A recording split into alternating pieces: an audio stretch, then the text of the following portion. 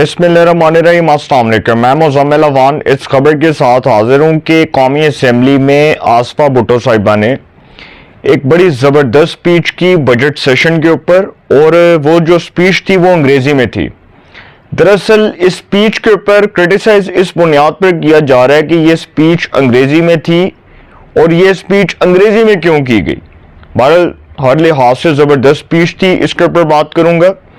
दूसरा मामला सिविलियंस का जो फौजी अदालतों में ट्रायल है, इस हवाले से सुप्रीम कोर्ट में एक दरख्वास्त पेंडिंग है और सुप्रीम कोर्ट ने इससे पहले एक फैसला भी सुनाया हुआ है कि सिविलियंस का जो फौजी अदालतों में ट्रायल है, इस हवाले से मशरूत इजाज़त दी गई कि सिविलियंस का फौजी अदालतों में ट्रायल हो सकता है। इसके ऊपर एक बहुत ऑनरेबल जज रहे हैं सुप्रीम कोर्ट ऑफ पाकिस्तान के, और लाहौर हाई कोर्ट के भी वो चीफ जस्टिस रहे हैं, justice Jawad S Khwaja Sahab. Justice Jawad S Khwaja Sahab जो है वो फौजी अदालतों के खिलाफ पिटिशनर थे। उन्होंने सुप्रीम कोर्ट ऑफ पाकिस्तान में इस हवाले से पिटिशन भी दायर की हुई थी, और मैं आपको ये भी बताऊंगा कि वो फौजी अदालतों के कॉन्सेप्ट के खिलाफ क्यों थे। इसके ऊपर भी बात करूंगा। दोनों मामले बड़े इंपॉर्टेंट है। पहला मामला है कि जी पाकिस्तान पीपल्स पार्टी के चेयरमैन बिलावल भुट्टो जरदारी और सदर पाकिस्तान जनाब आसिफ अली जरदारी साहब जो है, उनके ख़ानदान से एक ऐसी खातून जिसने सियासत के अंदर जन्म लिया, जिसने सियासत के अंदर अपना जो है वो नाम बनाने के लिए, अपना ख़ानदान का नाम रोशन करने के लिए जो उसने किरदार अदा किया, उसको भी अप्रिशिएट किया जा रहा है। और जिस तरह से आसफा भुट्टो जरदारी साहिबा कौमी असम्बली की रुकन बनी है, और उनको अगर देखा जाए तो वो मोहतरमा शहीद बेनज़ीर भुट्टो जो पाकिस्तान की साबिक वज़ीर आज़म रही हैं, उनका आइडियल करार दिया जा रहा है। जब आसफा भुट्टो साहिबा स्पीच कर रही थी तो मैं और हमारे कुछ सहाफ़ी दोस्त जब उनको देख रहे थे तो हमें बिल्कुल ऐसा लग रहा था कि जैसे वो मोहतरमा शहीद बेनज़ीर भुट्टो साहिबा खड़ी हैं और वो स्पीच कर रही हैं। मोहतरमा जब बात करती थी तो उनका अंदाज बहुत निराला था, और जब वो स्पीच करती थी तो वो बड़ा एग्रेसिव अंदाज में स्पीच करती थी, और लोग उनके पॉलिटिकल जो है ना, उनके किरदार को लाइक करते थे, उनके सियासी किरदार को लाइक करते थे। क्यों? क्योंकि उनकी जो आइडियोलॉजी थी, उनके जो प्रिंसिपल्स थे, उनकी जो सियासत थी, वो अपने वालिद शहीद जुल्फ़िकार अली भुट्टो साबिक वज़ीर आज़म पाकिस्तान की तरह थी।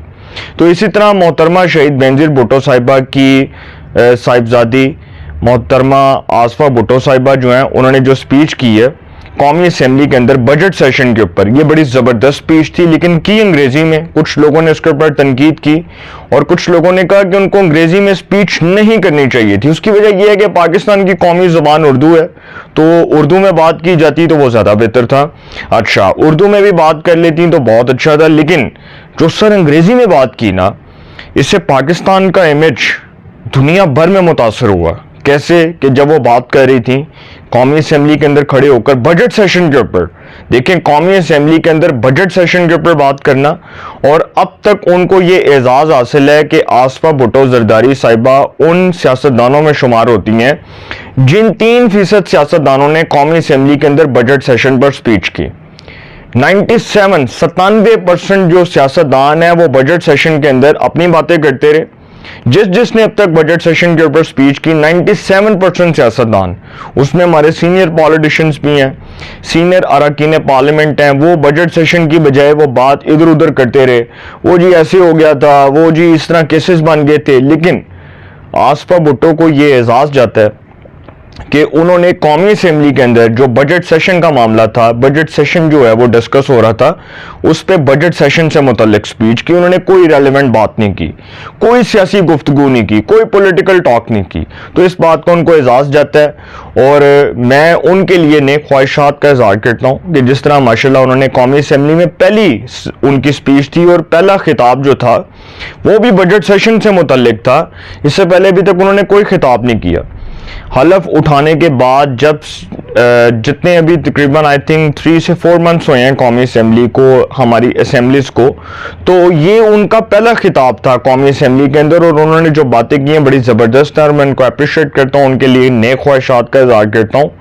और मैं यही कहूँगा कि जब कौमी असम्बली में इस किस्म के मामलात हों तो मेरा ख्याल है बजट सेशन के ऊपर बात होनी चाहिए, और जिस तरह की उनकी स्पीच थी बड़ी ज़बरदस्त थी। दूसरा मामला ये है कि जी सिविलियंस का जो फौजी अदालतों में ट्रायल है, اچھا، اس حوالے سے سپریم کورٹ آف پاکستان میں ایک درخواست پینڈنگ ہے، اور وہ جو درخواست ہے وہ یہی ہے کہ سویلینز کا فوجی عدالتوں میں جو ٹرائل ہے اس کی رضامندی، مشروط رضامندی، کہ اگر سپریم کورٹ جو کہ بھی یہ درخواست پینڈنگ ہے اس پر یہ فیصلہ دے دیتی ہے کہ سویلینز کا فوجی عدالتوں میں ٹرائل ہوگا تو سر تحریک انصاف فارغ، تحریک انصاف کے لیے مشکلات کھڑی ہو جائیں گی۔ اب جو سویلینز کا فوجی عدالتوں میں ٹرائل ہے اس حوالے سے میں نے آپ کو ولاگ کے سٹارٹ میں بتایا کہ اس کے خلاف، فوجی عدالتوں کے خلاف جو پٹیشنر تھے وہ جسٹس جواد ایس خواجہ تھے، جو سابق چیف جسٹس رہے ہیں لاہور ہائی کورٹ کے اور سابق جج رہے ہیں سپریم کورٹ کے۔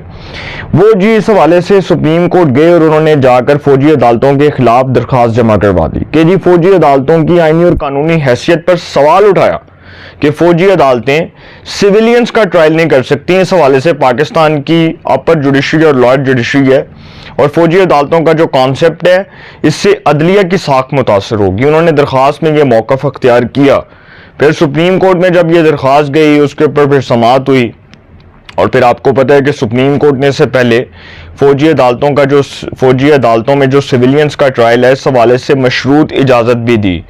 پھر اس کے بعد کیا ہوتا ہے کہ فوجی عدالتوں کو سویلینز کے ٹرائل کی مشروط اجازت جب دی گئی تو پھر فوجی عدالتوں میں سویلینز ٹرائل کالعدم قرار دینے کے خلاف اپیل ججز کمیٹی کو واپس ارسال ہوئی۔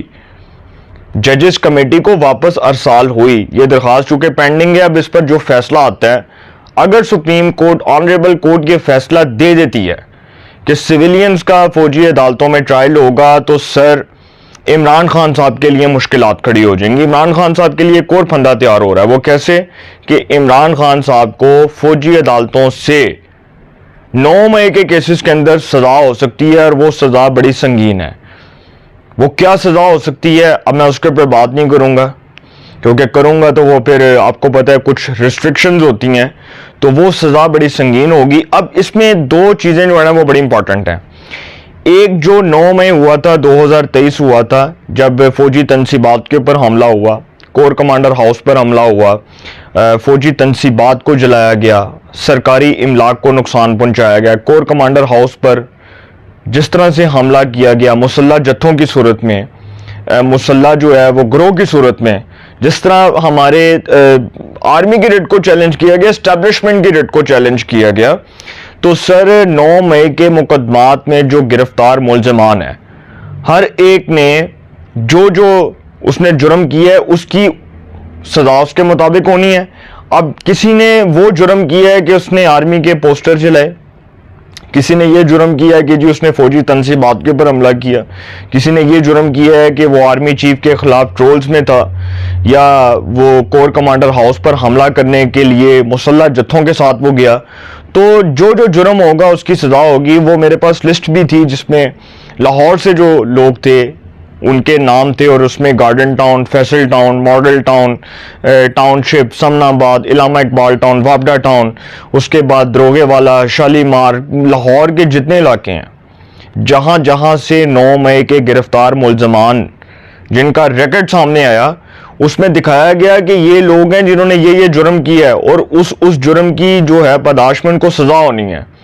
اب جن کو 2 سال سے کم سزا ہونی ہے وہ تو جا کر اپیل کر سکتے ہیں، وہ تو کورٹ میں جائیں گے، تو جن کو 5 سال کی یا جن کو 10 سال کی سزا ہو جائے گی یا جن کو عمر قید ہو جائے گی ان کا تو مستقبل فارغ ہو جائے گا۔ تو عمران خان صاحب کے اوپر جو 9 مئی سے متعلق دفعات ہیں وہ بڑی سنگین ہیں۔ عمران خان کے اوپر جو 9 مئی سے متعلق جو الزامات ہیں وہ بڑے سنگین ہیں، اور ان کے اوپر جو دفعات لگائی گئی ہیں، جو ان کے اوپر میرا خیال ہے الزامات ہیں، ان الزامات اور ان دفعات کی روشنی میں عمران خان کو بڑی سنگین سزا ہو سکتی ہے۔ تو عمران خان صاحب کے اوپر نااہلی کی ایک اور تلوار لٹک رہی ہے، لیکن آخر میں بات وہیں پر معافی کا سلسلہ شروع ہو جائے، یا عمران خان اسٹیبلشمنٹ کے پاؤں پڑ لیں، مذاکرات کے لیے کوئی گرنٹر بٹھا دیں، تو سر مائٹ بھی پاسبل، کچھ بھی ہو سکتا ہے۔ لیکن مجھے نہیں لگتا کہ فوج 9 مئی کے اوپر، پاکستان کی سیکیورٹی اسٹیبلشمنٹ 9 مئی کے اوپر کوئی کمپرومائز کرے گی، کیونکہ سر اگر کمپرومائز کرے گی تو اسٹیبلشمنٹ کا بیانیہ دفن ہو جائے گا۔ اسٹیبلشمنٹ 9 مئی پہ کمپرومائز نہیں کر سکتی، مجبوری ہے۔ عمران خان صاحب جو ہیں ان کی مجبوری یہ ہے کہ وہ اسٹیبلشمنٹ کے بغیر کچھ بھی نہیں کر سکتے، کیونکہ پاکستان میں اسٹیبلشمنٹ ایک طاقت ہے، ایک حیثیت ہے، ایک حقیقت ہے جس کو تسلیم کرنا ہے، آج نہیں تو کل تو لازمی کرنا پڑے گا۔ اپنی رائے کا کومنٹس میں ضرور اظہار کیجئے گا۔ انشاءاللہ ایک نئے سیگمنٹ کے ساتھ پھر ملاقات ہوگی۔ اپنا بہت خیال رکھیے گا۔ اللہ نگہبان۔